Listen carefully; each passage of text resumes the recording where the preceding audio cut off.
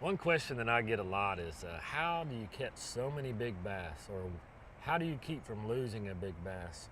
You know, questions like that. Everyone wants to know when they hook that fish of a lifetime, what they can do maybe to be prepared to not lose the fish. And along with that is also being able to hook the fish of a lifetime. How do you do that? But the hardest thing to do is to land that fish of a lifetime if you haven't caught a lot of really big fish. Um, I was a guide for 7 years on Lake Fork. I've seen lots of people catch their personal best fish. I've seen a lot of people lose their personal best fish. Um, and I'm saying that to tell you that there are ways you can lose them and ways that you can vastly increase your chances of landing a big fish. There are mistakes that people make to lose them.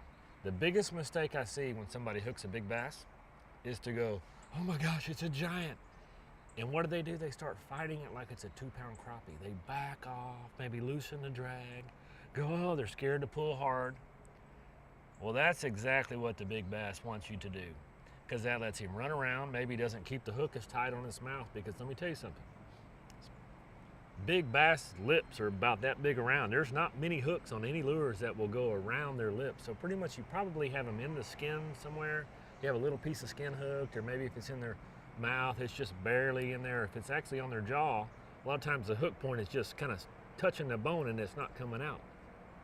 You got to keep it tight. If you don't, shake his head one time, he's gone. Come to the boat, jump, he's gone. That's the biggest mistake, and the easiest way to lose the fish of a lifetime is to see how big it is and quit fighting it at the potential of your tackle. If you have your drag set right and your tackle's in good shape and your line doesn't have nicks in it everywhere, you should be set up for that fish to be able to catch him and fight him as hard as you can on your tackle. That greatly increases your chances of landing them. When they get close to the boat, though, that's the other place where you lose them. If you get them to the boat too quick and they're green, that can cause a lot of problems. They can swim underneath the boat, other side of the boat, swim around the engine, swim around the trolling motor, all kind of stuff. It can go to pot in a hurry. Be ready to hit your button on your bait caster if you have it. That's the best way when you get close, because sometimes they're so fast they will overload your drag, and a lot of stuff can happen and they can break you off real close.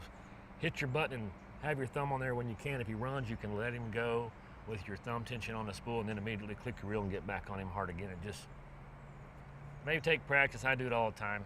The other thing you can do is if you see you have a big fish, take off with the trolling motor, drag him, fight him with the boat a little bit. That's what people that fish for marlin do all the time. I'm not saying drag him to kingdom come, but it'll give you a little bit of advantage, and you maybe can keep him away from the boat, and it helps you keep tension on him, and you can pull him away from the cover or the stump or the brush pile or the boat dock or whatever you hooked him around as well. It does a couple things. Keep that in mind. I do that a lot. It's something a lot of people don't think about, but I hit the trolling motor on high, and I take off and try to keep that tight and get them away from this stuff too. Gives you another advantage to maybe lessen the chance of them breaking off somewhere. But those are just a couple tips that'll help you land that fish of a lifetime when you hook them, and I hope it works out for you.